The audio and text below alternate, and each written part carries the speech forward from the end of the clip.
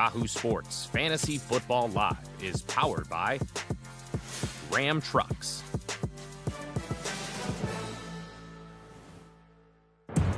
Calendars aren't wrong. It's not confusing. It is a holiday week, and it is an early edition of Fantasy Football Live. Matt Harmon, Andy Behrens, I'm Jason Fitz. Gentlemen, it is the busiest day of the year for bars everywhere. So that's how we know it's going to be a good time. Like, this is actually the busiest night in America for alcohol consumption in public. If that isn't a sign, Matt, that we are about to have a glorious show, I don't know what is, because I feel like everybody's out with their buddies right now, getting tanked, watching us. Come on. Yeah, you know that meme where like the whole bar erupts in cheers and claps when the screen pops up or whatever? When Andy Behrens' face just popped up in that Chicago area Midwestern bar, the crowd absolutely erupted. So yes, shout out to the usual trillions of people who are watching us for being with us on this very special occasion. Yeah, Behrens, I can neither confirm nor deny, but it feels like somewhere, is there a bar somewhere that has a Behrens shot? It feels like there, what would be a Behrens shot that we all take every time? Every time you say Laporta tonight, what should we be taking a shot of? That's a real question. Don't do no. Actually, I've already mapped out some of my talking points tonight, and you absolutely don't want to play that game. Do not play that game. Folks at home, don't listen to this man. No, that's always sage advice. Over the course of the next hour, we're going to get you ready not only for a triple header of Thursday football, obviously. We've got Black Friday football. We go all the way into the weekend. We will get you ready for all of the action, obviously, as we get you ready on this Thanksgiving Eve. First and foremost, let's take a look at the latest injury news around the league, starting with tomorrow's games. Keeping an eye on some things to monitor at this point. Aaron Jones listed as doubtful. Antonio Gibson, a game-time decision. Kenneth Walker III, doubtful also. Geno Smith, questionable. Officially listed as questionable, but important to note here that Pete Carroll says he's likely to play. He did take part in all the drills. There were some other notable injuries for the rest of the week as well. We've all got our eye on Devon Achane, what that's going to mean. Knee injury, could miss the game on Sunday. Dameon Pierce, ankle, practice today. T. Higgins with the hamstring injury did not practice today. And Cooper Kupp, who has the chance at least of playing over the course of the weekend. So a lot of big injuries there that everybody's going to have their eye on through Thursday, Friday, and of course Sunday football. It feels weird, Thursday, Friday, and Sunday football. Speaking of the Thursday football, let's get right to a Thanksgiving preview, because there's certain things we can count on. We can count on Macy's Day Parade in the morning. We can count on turkey that we're all going to have to try and pretend is good. Harmon, you say you make a great turkey. Okay, go ahead. Now, I know we got football to get to, but is there a secret here that you know the rest of the world? Because turkey is like lives in a barrel of mediocrity. Look, are there better meats out there? Obviously, that's not the point. But turkey can be good. You can elevate a good turkey. Come to my house. Don't actually do that. This is not an open invitation. But there's going to be a spatchcock turkey. It's going to be in the smoker. Okay, we're going to have a great barbecue rub on the whole thing. We're going to have a great compound butter to go with it. You can take the turkey to a different level from where, you know, your grandmother did. I mean, shout out to grandma, but from where your grandma did it growing up. Okay, we're in 2023 at this point. We're smoking our turkeys, we're spatchcocking our turkeys, and we're going for it. Okay, Fitz, you can do better. I promise you. I don't know how I feel about any of this. I also know that if you are somebody that has the friend that deep fries the turkey, that's also the person you shouldn't trust to deep fry turkey. Okay, let's get into the action that we've got Thursday. We've got a bunch of games coming up. Let's start with Green Bay taking on Detroit. That's the first game on the gates here. Detroit, a 7.5-point favorite. Over/under on this one is 47. So, Harmon, give me something you are looking for in this matchup between Green Bay and Detroit.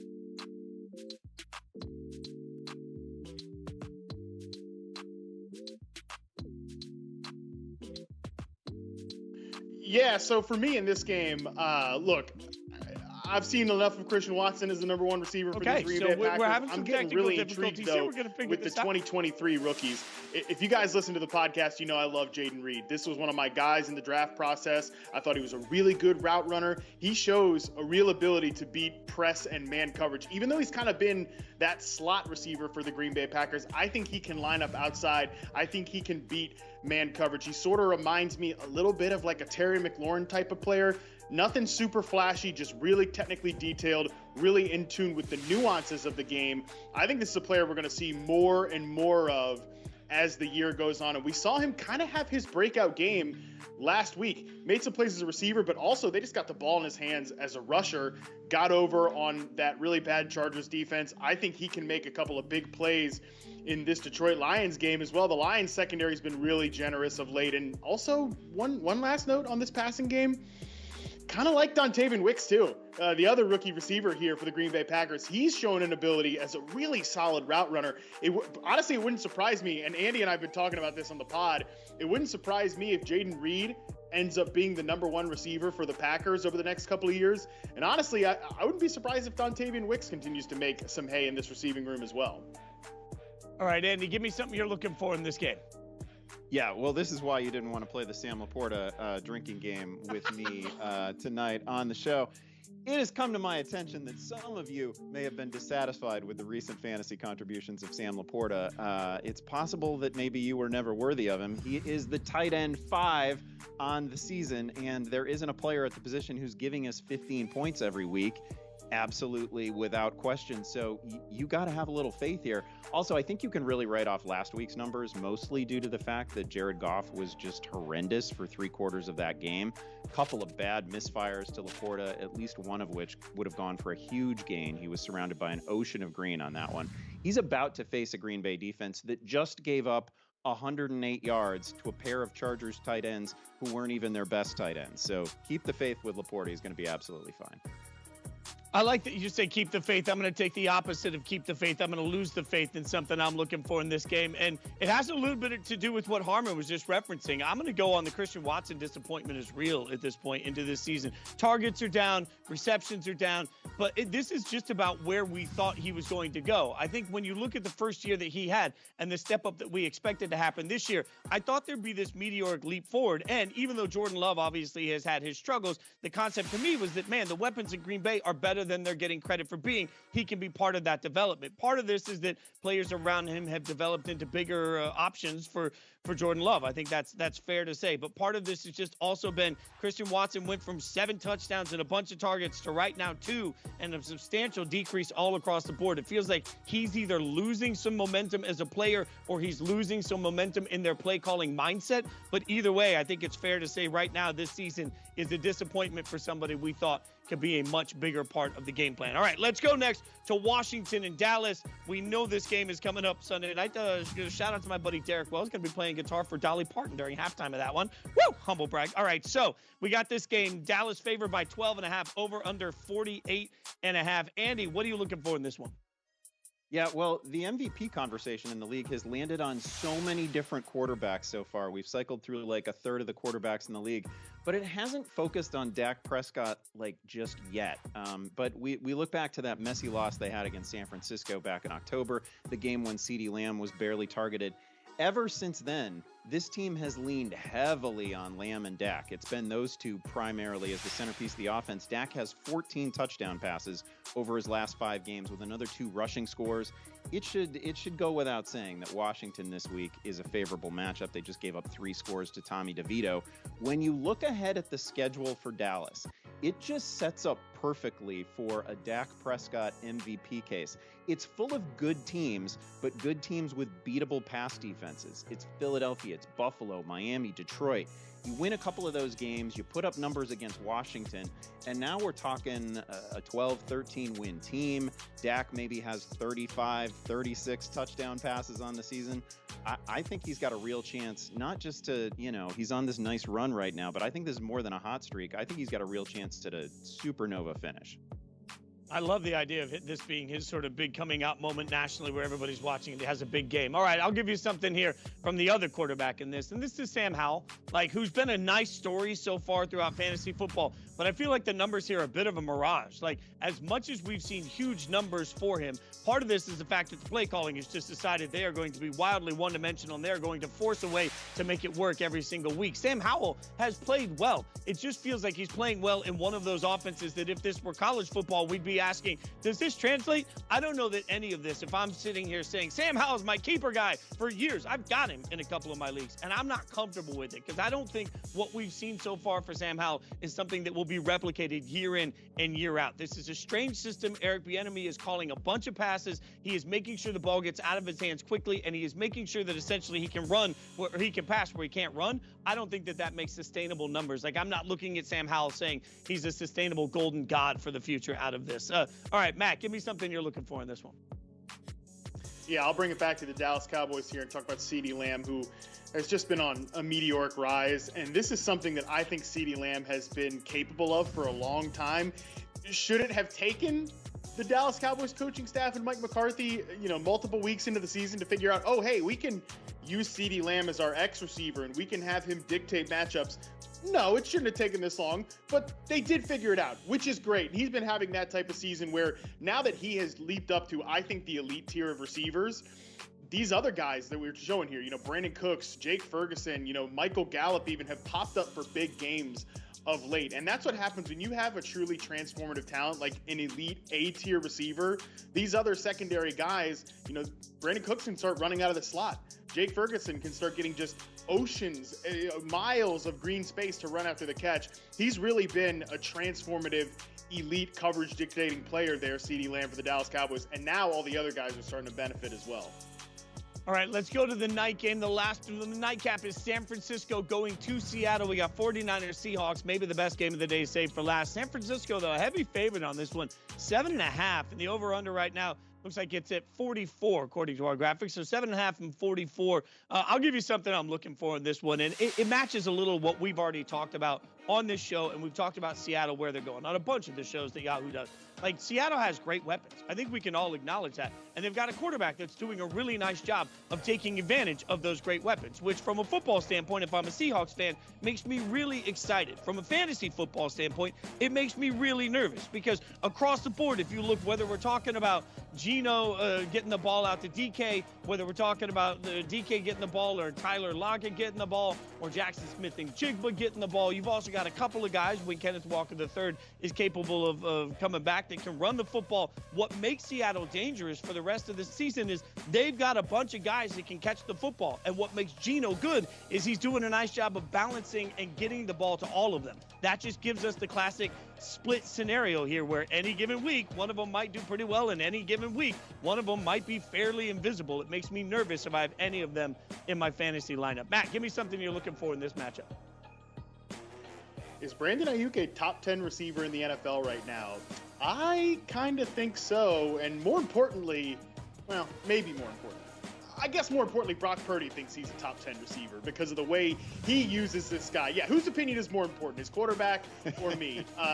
That's hard to say, but certainly, again, on this show, on this show, yes. In this house, yes, it's more important that I think Brandon Aiyuk is a top 10 receiver. And I think he's been capable, again, this is another guy capable of doing this for a long time. I think we can all agree that Justin Jefferson, Devontae Adams, Steph Diggs, Tyreek Hill, A.J. Brown, Jamar Chase, those guys, they're all elite receivers, and they're probably better than Brandon Aiyuk. But once we get to that point, it's Cooper Kupp, it's CeeDee Lamb, it's Terry McLaurin. Like, I think Aiyuk is playing as good, if not, maybe save CeeDee Lamb, better than all of those guys. Amon-Ra St. Brown maybe is in that discussion. But again, the faith that Brock Purdy has in Brandon Aiyuk, there's two plays really this season. One was that deep corner route that got called back against the Dallas Cowboys. But that throw, the touchdown against the Jacksonville Jaguars, that was just a great example of, hey, I'm Brock Purdy. My number one X receivers in man coverage out here. I'm just throwing this ball up to him, and I know he's going to go do something special. And we are all getting to reap the rewards of that faith.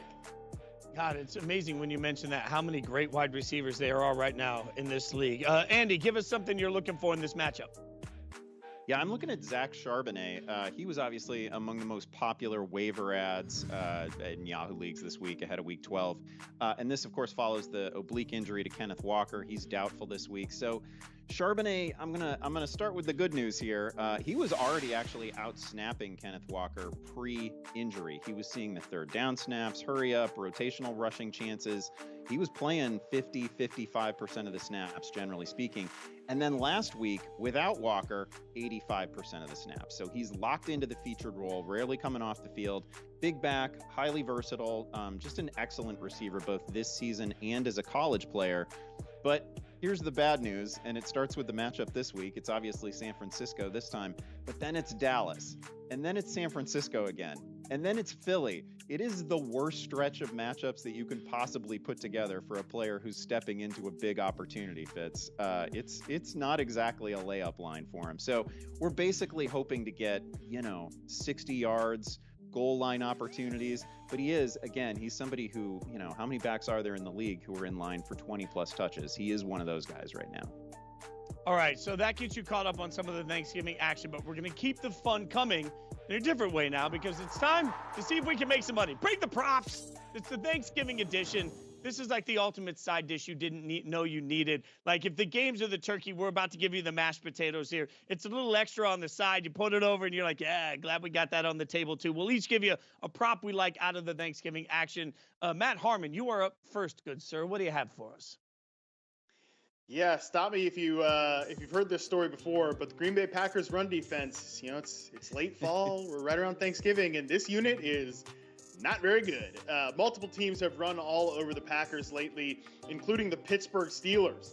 I mean, the Steelers have Jaylen Warren. He's been playing really well, but this is not a unit that is typically running the ball really well. They ran all over the Green Bay Packers. This run defense is not a good unit. Jahmyr Gibbs and David Montgomery, I think, are going to get saddled up with a lot of work here, particularly Jahmyr Gibbs. I mean, the over-under right now, 9.5 rush attempts? Yeah, give me the over on Jahmyr Gibbs. I think him and David Montgomery are going to be touching the ball a lot. They're going to be running the ball against this Green Bay Packers defense. I think they can control the game on the ground. So, yeah, give me Jahmyr Gibbs, at least 10 rush attempts in this game. Come on. I love that. That's good work by you. But you guys know that at this point, I like to make things challenging, right? Like, I like to make sure that people have a fancy payout of it. Like, think of what I'm about to do here. Instead of giving you one prop, like, this is where you need your sweatpants. You need your expandable waistband here because I'm about to cram a bunch of props together into one holy parlay of a prop, all right? And they all have to do with my guy, Jared Goff, okay? Hear me out. Coming off of just a you-know-what game, just a terrible, terrible football game. Detroit's going to give him back his confidence, all right? They're taking on a bad team, and the Bears, they're taking on the opportunity to get right throwing the football. I think they can do that. I think they're going to let Goff get a little bit of that stank off of him. Just go out there, throw the football a little bit. So, because he's going to be throwing the football a little bit, over 1.5 passing touchdowns felt really easy to me. But I thought, you know what? That's too easy. That's just the turkey. So let's add some mashed potatoes. If he's throwing the ball a lot, I figure he's also going to hit over half an interception, which he's hit, by the way, in all but 3 games this year. So now I got 1.5 passing touchdowns. I need him to get 1 interception out of this. I like my odds so far, but I thought, you know what? That's not enough. No, we need to add more. We need a little dessert to this thing. So if he's throwing the ball enough to get over 1.5 passing touchdowns and over half an interception, I figure he's going to put up some yards too. 255 passing yards. And by the way, if you get all of that deliciousness together, plus 385. I'm saying plus 385. Like, I'm building I am building out here like it's just a big old belly of goodness. Your heart's full, your stomach's full, your wallet's full after that prop. Woo! Woo! All right, Andy Behrens, go ahead. What do you got? Oh man, I only brought one prop to the Thanksgiving meal. Now I feel really embarrassed. Fitz Embarrassing. Everything. Oh my gosh. Well, I would have had last week's Joe Burrow rushing prop, let the record show, with ease if it were not for the injury. So I'm going to go back to that same concept, and I'm going to take Sam Howell over 15.5 rushing yards. It should go without saying that Dallas's pass rush is going to be all over Howell. I get it. Going to force a bunch of unintended rush attempts, I think, in this one. Probably also going to sack him, 5 or 6 times. That's been a little bit of a problem for Sam this year. But he has topped this total in 3 straight games, and he's averaging 19 rushing yards per week. If you've been listening to us at all this season, in the summer in particular, when we were talking up Howell as a possible sleeper, you know that he has some rushing upside.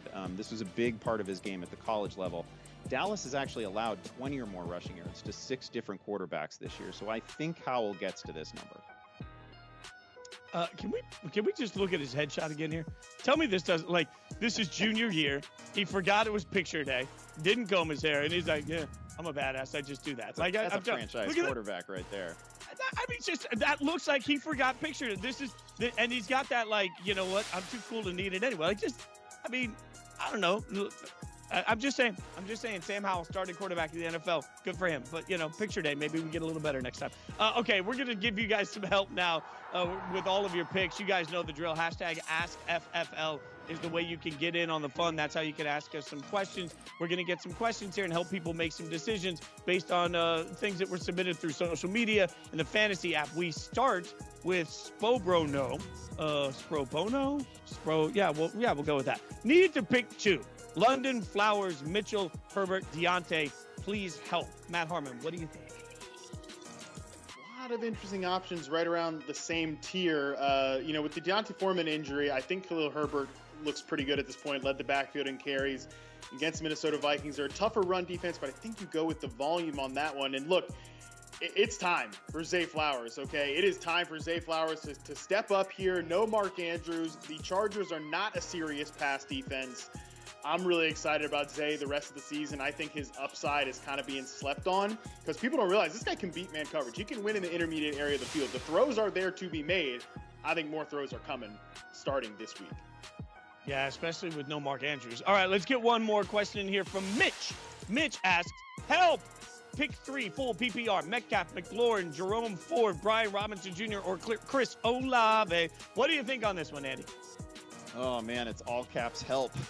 So there's a lot of pressure with this one. First of all, we got to go Jerome Ford. He gets Denver. Denver allows 5.5 yards per carry. They've been last against the run for most of the season. I'm also going to go Brian Robinson on Thursday. Dallas, great defense, but really only mid-pack against the run so far this year. Also, Robinson has like 15 targets and 13 catches over his last two. So game flow is not really an issue for him. Plus, we have the Antonio Gibson injury that tilts workload in his favor. And then lastly, I'm gonna go Olave. He's so good. He's been a target magnet, not just like last 3 weeks, but really all season. He has a bunch of double-digit target games. He's just going to see volume. It's probably going to be Carr and not Jameis Winston, which would kind of be the dream for Olave. But whatever. We like Chris Olave anyway. All right, keep the questions coming. Hashtag AskFFL. We'll get you more help with your lineup a little later in the show. In the meantime, if you've been hanging out with us, you should know by now, Zero Blitz is a great podcast channel where you can get all of our great Yahoo Sports podcasts. A bunch of them I host. So go out there and download them because, frankly, we love that. And on top of that, the Exempt List is one of our great shows. Charles McDonald and Frank Schwab decided to tell you some things they were thankful for, one of which was Detroit. And they had some shocking predictions for the Lions. Check a little of it out here. For the Lions to be probably the best team playing, except maybe the 49ers on Thanksgiving, or Cowboys, I guess. The Lions are like one of the elite teams. I have them third in my power rankings. Like the Detroit Lions, if they could just get that number one seed, they can win a Super Bowl. And I'm rooting for them. I want to see this story go as long as it can. Yeah, and I will say the number one seed is very attainable for them. It is. Their schedule's so weak the rest of the way. The Lions really have no losable games the rest of the year, except maybe the Cowboys. So they can get that number one seed. If you got the number one seed, it doesn't matter if you're the best team. I don't think they're the best team in the NFC. No. You got two home games. That crowd would be absolutely bananas. Can you imagine an NFC championship at Ford Field? That'd be an all-time A-plus crowd. Shoot, just a divisional game. Just a divisional game. Just a wild card game for that matter. Last year, they were 1-6 to start the season. And here we are talking about the Lions possibly being a number one seed. It's awesome. That is what I'm thankful for, Charles.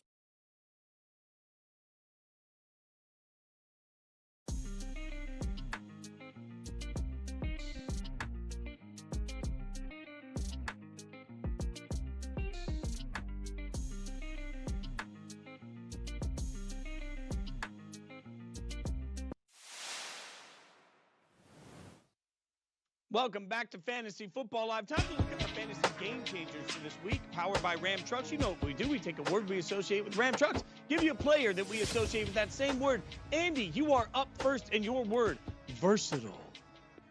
Jaylen Warren has all the versatility you could possibly want in an RB2, a flex, any sort of fantasy starter, really. We do need to mention that probably too much has been made of Warren starting or not starting, right? This isn't baseball. He can enter and exit a game at any time. His actual snaps recently, his usage, they haven't really changed that much in the last couple weeks. But let's talk production.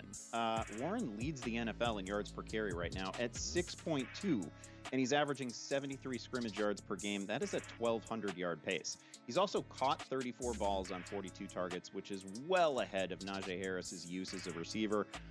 This week and moving forward, if you have to start a Steelers running back, it's got to be Warren over Harris. I don't know if the OC change is going to help, but I can't imagine it can possibly hurt. Well, I'm going to give you a word that associates with the same game. My word is powerful. And I figured, when I'm thinking powerful, you know what we really need? Powerful legs sometimes. So powerful, I'm going Chris Boswell, Evan McPherson. That's right, the kickers for the Steelers and the Bengals. It's time to give kickers some love here too, gentlemen, because let's be real. These two teams aren't going to be able to give you any damn offense. You're just going to watch two teams just slog through the middle of the field over and over and over again, which means the only way they're going to get any points are 50-plus yard field goals. These are going to be long field goals, big opportunities for points from kickers. Oh, powerful is the leg of the kicker and what it can do for your lineup. Let's give the kicker some love, Harmon. What do you think? No? Oh, sorry. Should I wake back up for that? Sorry, that last little Fitz bit kind of got a little snoozy talking about the kickers here. Let's talk about some offensive players and let's get serious here. Let's talk about a trustworthy player, and for me, that is Michael Pittman, Colts wide receiver. Michael Pittman. This guy has been unbelievable this year. He's been really consistent. He's been really trustworthy. 8+ catches in 7 of 10 games this year. He's been a volume magnet because he is just always getting open. I think he might be, and I know I say this about a lot of receivers, so give me a break. But seriously, if you really asked me who is the most underrated receiver in the NFL, I think it is Michael Pittman. This guy's a legit number one. He gets open in the short to intermediate areas. And right now, he's got a great matchup this week. I mean, the Bucs are 25th in EPA per dropback allowed. They've allowed over 300 passing yards in 4 of their last 6 games. You can trust Michael Pittman, I think, as a clear-cut wide receiver too. And I think you can clear-cut wide receiver too. I'm not just saying this week. I'm talking about rest of season. This guy is trustworthy and should be locked into your lineup. If only he were a kicker. All right, no matter what you're looking for in a light-duty truck, the 2023 Ram 1500's got you covered. Score yours at ram.com. All right. So now it's time. We've reached the spot in the show where it is time for primetime picks. And gentlemen, primetime picks may not have gone my way last week. If you recall, that is not like, I would like to start before we get to any of this by apologizing to my family and to you and to my life coach and to everybody that's really helped me along the way. I've hit the rookie wall, gentlemen. 11 points last week. 11 points. I'm still tied for first place, but the tiebreaker goes to Matt Harmon. So as a result, Andy Behrens gets the big win last week. That puts him only 1 game behind. We are in a neck-and-neck race. As you know, we will pick from the primetime games, and from those games, we will have 1 player from each night. That's it. That's what we get, and we are now on the clock. Andy, you are up first, and with the Black Friday is on the plate here. So we have Black Friday, Dolphins obviously taking on the Jets as part of this equation. So that is our primetime. So let's see what we got there. You are first on the board, Andy. What do you got? Oh, I love that we finally unrigged this contest, at least for a week. I also love that I get to pick first, even though I won last week. That's kind of fun. I'm just gonna go the best player on the board. I'm gonna take Tyreek Hill. I'll give me the guy who's on pace for a 2,000-yard season, and who should probably be more prominent in the MVP conversation. Actually, everyone respects the Jets corners. They're great, but none of them can run with Hill. I expect another huge game out of him. To recap, you used to say picking first was a detriment and the whole thing was rigged. And now you're like, oh, this is kind of fun. Not when I get Tyreek. Not when I get Tyreek. It's not. I'm going to go next, and I'm going to take Austin Eckler. And Harmon, I need you to talk to him on Eckler's edge at some point. Because if this doesn't work out for me, he and I need to, we need to sit down and have a conversation. I'm getting my ass kicked. This is a sure bet, right? Right now, this is one of those things where I'm just right down the middle. This is the easy completion. I'm a quarterback in a rut. I need to take what's right there for me. That's Austin Eckler. So I'm going to need Eckler's edge to help me out in defeating you, Matt. So I've taken Eckler. That means you are on the clock for 2 straight picks. Bold of you to try to use my good pal Austin Eckler to defeat me in a contest. That is very bold of you, but try as you might, Fitz. I guess you got to get desperate after that 11-point showing last week. I'll go ahead and double tap here at the turn. I'll take Breece Hall against the Miami Dolphins on the Black Friday game. I mean, he's pretty much the only other appealing player left in that game. I don't know who you guys are going to pick after I take Breece Hall off the board. Or, well, I know who Andy's taking. Fitz, I have no idea what you're going to do after I take Breece Hall here. And in the Sunday night game, I'll go ahead and take Keenan Allen. The guy dropped 2 passes and still turned in a monster game against the Green Bay Packers. So, yeah, I'll go ahead and take Keenan Allen, who's just been incredible this year. Okay, that puts me back on the clock, and I'm just going to go straight with my slump buster. We all know this. Every time I'm in a slump, there's one name that I seem to get to pull out of that to help me through it. It's DJ Moore. The DJ Moore is officially my slump buster. There's just this moment where when I wasn't good early on, DJ Moore helped prop me up to a victory. When I was in my last slump, DJ Moore helped get me back on track. DJ Moore, help me, DJ. You're my only hope. So I've now taken a bear away from Andy Behrens. And now you get to make your pick. Yeah, DJ is the fixer. I was hoping he would fall. I'm gonna go ahead and take Gus Edwards. First of all, this man has a 5-game touchdown streak. That's pretty good. He's actually scored 9 times in those games. Every single time Baltimore gets near the goal line, which happens a lot, they ride Gus. So give me Edwards. And then my next pick, I'm going to go, I wish it could have been DJ Moore. I'm going to go Khalil Herbert. This game, honestly, this game is so messy after DJ Moore comes off the board. I can't tell you which Vikings back I'd rather have right now. And I'm not sure who's going to catch the 1 TD pass that Josh Dobbs is going to throw. So just give me Herbert. He came back with an 18-touch workload last week. No Deontay Foreman, we think, in this one. He was dinged. So I'm just chasing carries here. All right, that puts me back on the clock. My hope is that Tyreek Hill gets tackled at the 2-yard line a bunch, and then as a result, they hand off to Raheem Mostert. That's about the only thing left that I can feel like has any sort of love for me in this game. I went back and forth a little bit here between Mostert and obviously Garrett Wilson, but I mean, come on. At this point, I'm not 100% sure that Harmon isn't actually starting at quarterback on Black Friday for the Jets, so I can't trust any Jets quarterback. So I'm going to put Mostert in and just pray that somehow the receivers fall maybe 2 to 3 yards short of the end zone. I pick up 2 slop touchdowns I don't really deserve, which puts Harmon back on the clock to clean this thing out. What do you got? I appreciate your faith in my arm strength. I still have faith in TJ Hawkinson, man. He was my pick last week. He'll be my pick again here. He did lead the Vikings in receiving yards with 55. I am confident that the 1 touchdown that Josh Dobbs throws against the Chicago Bears is going to go to TJ Hawkinson. I mean, he's been a volume sponge of late. And look, these guys, when they've been on Harmon's team for multiple weeks, Javonte Williams, a few others, that's when they really take that honor. And they're like, wow, what a great honor that has been bestowed upon me. What a privilege. I want to really perform. I think that's what's coming with TJ Hawkinson here for the 2nd week on Harmon's squad. I am just very thankful that you guys have been easy on me and that we didn't have a bet at the beginning of the year for whoever has the worst scoring week. Next year, we might need to do that. That would definitely be me. Let's see if anybody can get more whammies than I did last week with my whopping 11 points. Those are your primetime picks. As always, we will keep you updated on the status of the contest next week. Each week, Sal Vetri offers up unique fantasy advice here on the show. It's that time where we get to check in with Sal's 7 key findings now for week 12.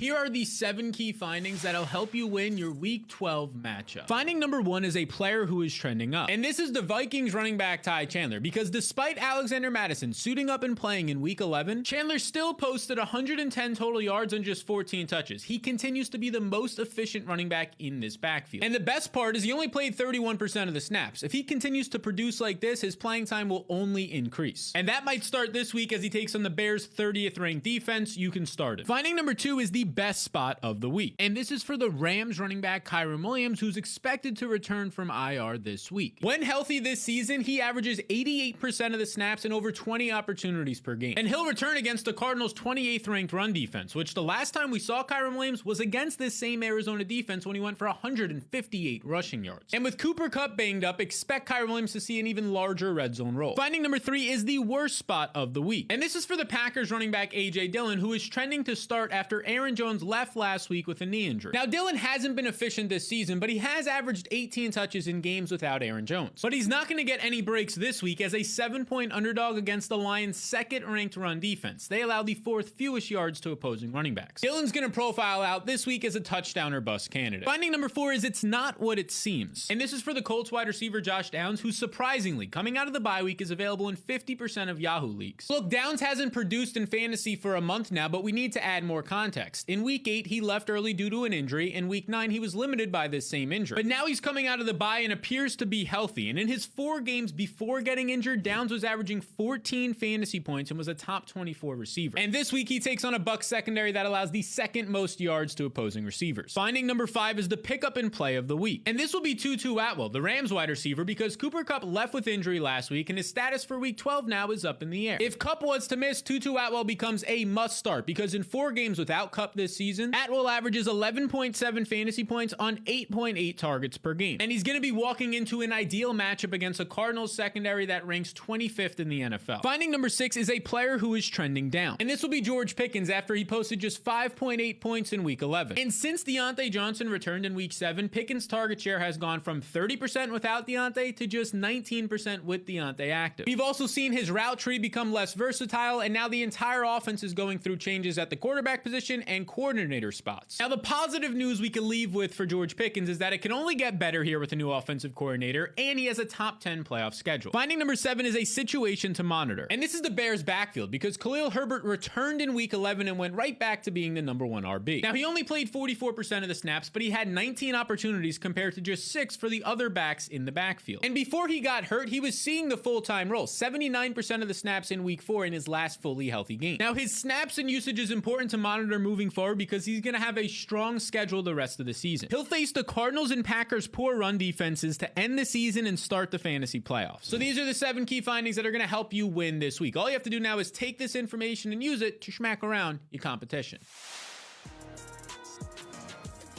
All right, let's bring everybody in on this because it's time, gentlemen, to give thanks. We all know that it's Thanksgiving week, and that means Thursday there's going to be this really awkward moment where we sit at the table and somebody says, I want everybody to stand up and tell you something they're thankful for. We're going to do that now on this show. We are all going to pick something we are thankful for. Salvetri, we will start with you as we go around the Thanksgiving table. Give us something you're thankful for, a player that you're thankful for this year in fantasy football.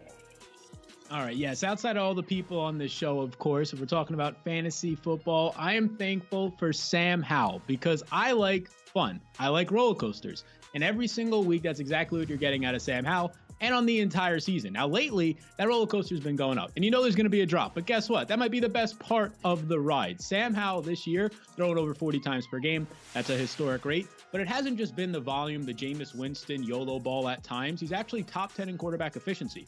Been pretty good this season. So when I'm at the table this year and I'm going around and I'm at my girlfriend's family's house, by the way, and they say, what are you thankful for? With a smile on my face and a lot of pride, I'll say Samuel Duke Howell. Will her family understand the reference? I'm imagining you just standing up and being like, Sam Howell, and everybody's like, yep, that's exactly what's going to happen tomorrow. Okay, you know what? I love the commitment to the bit. That is well done by Sal. All right, Andy, give us something you're thankful for. I will say, if my family goes around the table and we talk about what we're thankful for, and I were to say like Sam Laporta, they wouldn't even bat an eye. I wouldn't be surprised at all. But I express my thankfulness for him every week on this show, so I'm not going to go that route. Instead, I want to mention Tua Tagovailoa. He has been the best Superflex decision that I made this year. I wish I'd made it more often. Hasn't missed a game, which of course was the big worry entering the season and really the only reason not to consider in the top 7, top 8 option at the position. He's averaging 8.5 yards per attempt. He's setting new career highs in basically every stat that matters, including yards per game, passer rating, completion percentage. Tua's also, by the way, feeding one of the greatest individual receiving seasons in the history of the NFL. I've got plenty of Tyreek as well. So I'm doubly thankful here. After the Jets game, which, okay, not the greatest matchup, but after that Jets game, Tua gets Washington, then Tennessee. So there are plenty of good times ahead. A lot to be thankful for here. I love that. That's a good call by you. And frankly, I think I still want to see you stand up to the family and just be like, thankful for Laporta. Okay, I'll give you something I'm thankful for, a player I'm thankful for. And this is a simple one. And sometimes you just got to remind people when greatness is in front of you. Christian McCaffrey this year is only doing better than Christian McCaffrey usually does in almost everything. Like, when you look at his yards per game running the football, way up this year versus last year.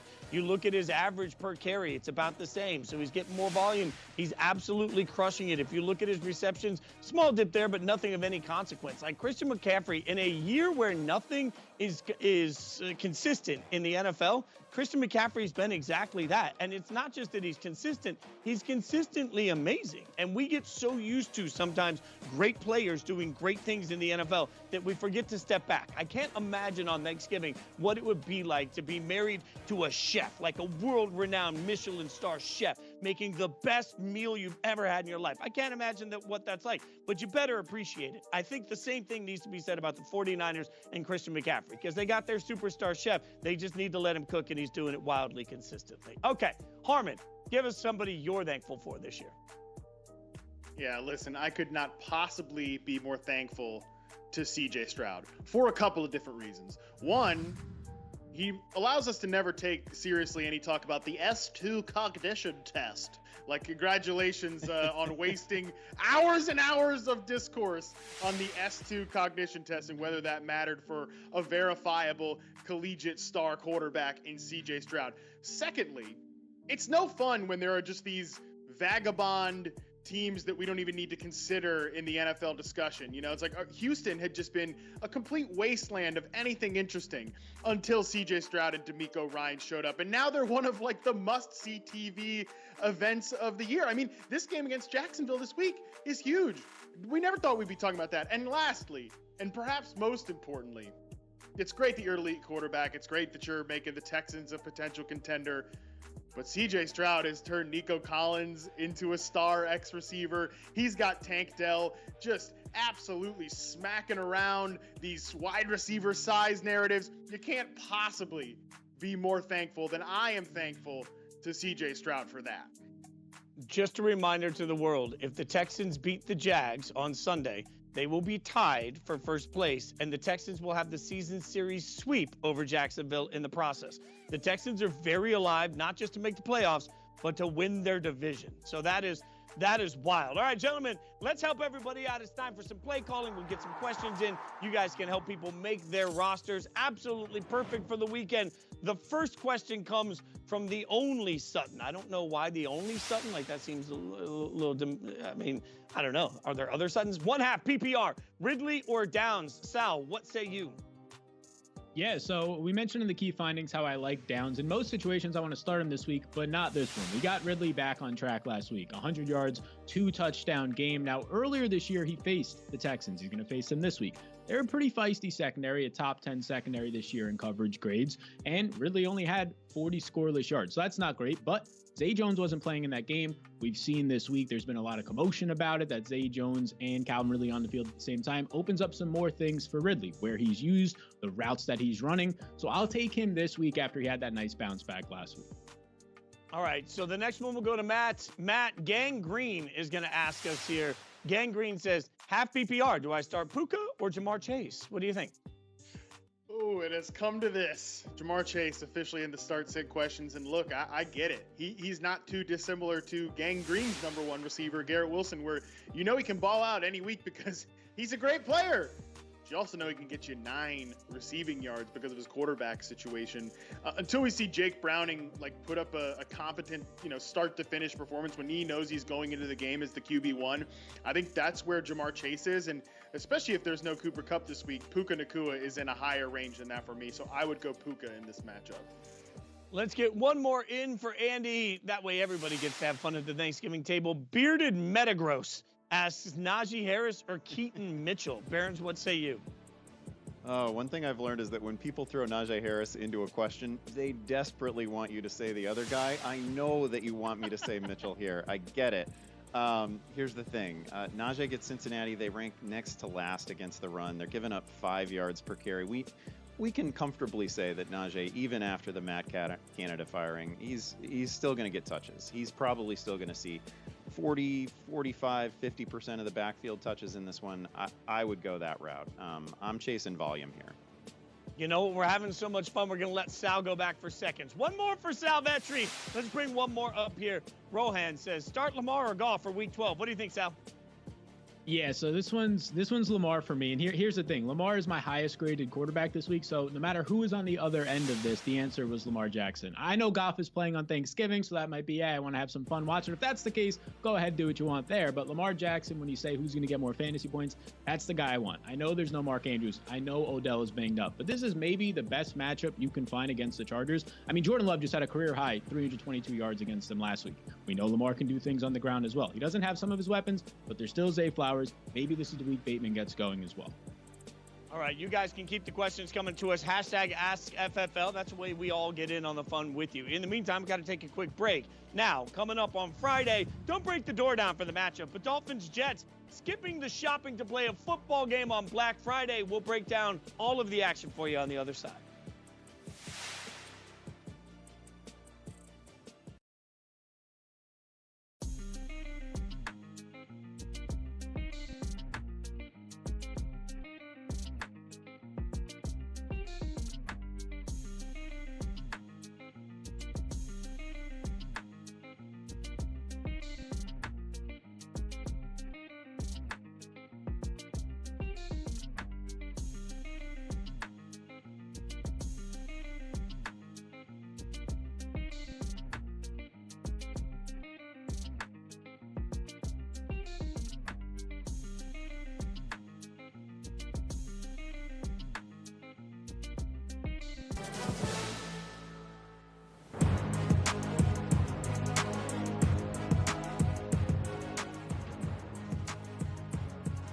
Friday.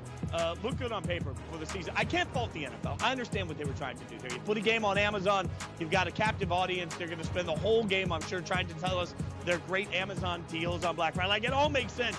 And I'm sure when they sat down and paid all that money for the game, they're like, oh my God, Dolphins Jets? We're going to have Aaron Rodgers versus Tua? This is going to be...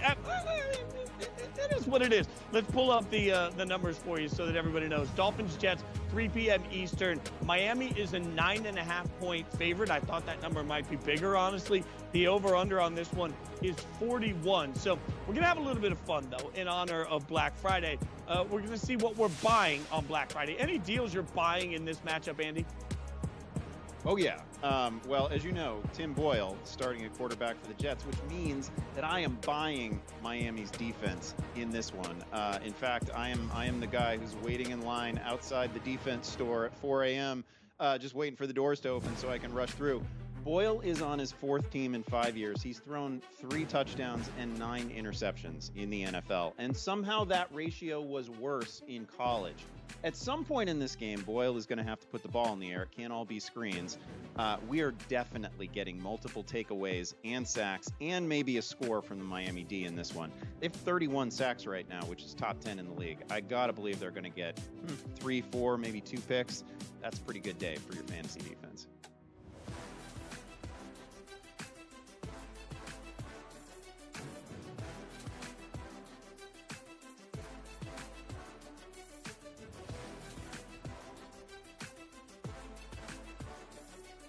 Matt, what are you buying or selling on Black Friday? Well, Andy, I'm sure you've noticed. I wonder if the viewers at home have noticed, but I have managed to ram so many receivers that I love into this show tonight. I mean, Brandon Aiyuk, Michael Pittman, Nico Collins, Jaden Reed up at the top. I did all that so that I could steel myself to say, frozen on me in the middle of no deal on Garrett Wilson in this game. Look, I know Garrett Wilson is a baller, okay?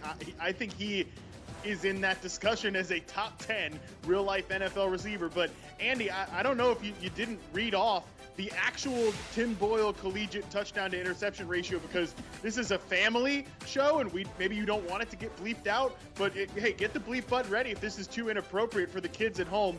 1-13 was the touchdown to interception ratio in college. 1-13. 13, by the way, is more receiving yards than Garrett Wilson had last week. Like, unfortunately, I'm sorry, it's too much. Like, I've seen too much of this Jets passing game and what it looks like from a structure perspective, from a supporting cast perspective.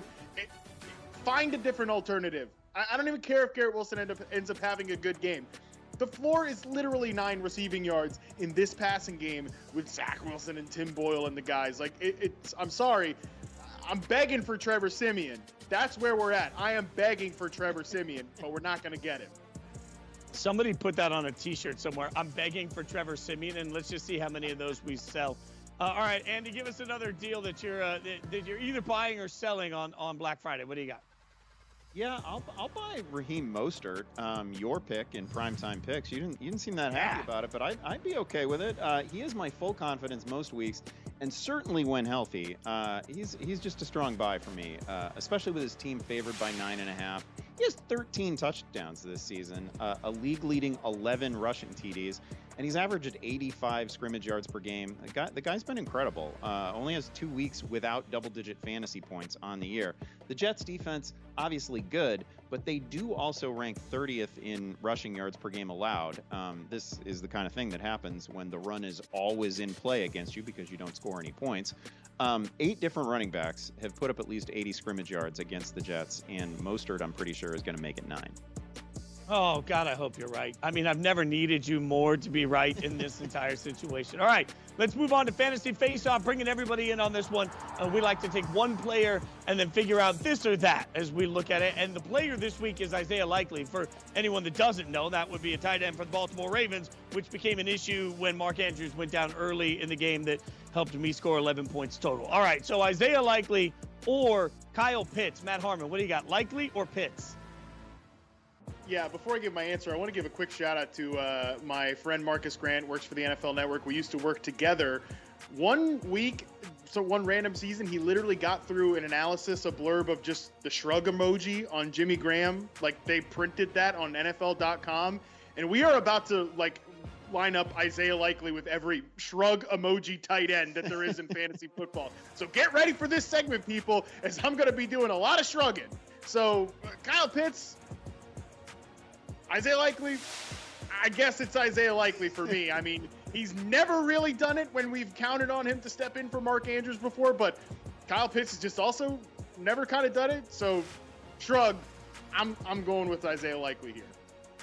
Oh, man, I love that you're making that decision with very little, actual I feel good about it on this. All right, let's see if Andy feels better. You can figure out what emoji you'll give us. Isaiah Likely or David Njoku. What you got on that one? Oh, man. Njoku was actually targeted on 15 of Dorian Thompson-Robinson's attempts last week, which is wild. It didn't really amount to anything. A lot of tight end screens, 50-some yards. But there is zero chance that Likely gets a workload that looks anything like that on Sunday night. So I'm probably leaning Njoku here. The thing with Likely is, we've seen some flashes from him. Certainly, he had that magical preseason in his rookie year. But they don't have to give Mark Andrews targets to him. They're under no legal obligation to give 6 to 8 tight end targets to the next tight end. They can redistribute those any way they like, and I just can't imagine that that's all going to Isaiah Likely. I feel like that speaks to what Harmon was talking about earlier to Zay Flowers and where he has a real opportunity to suddenly bust out. All right, so let's do one more shrug emoji here. We're going to Matt. We'll see what we get. Isaiah Likely or Cole Kmet. This feels so just underwhelming.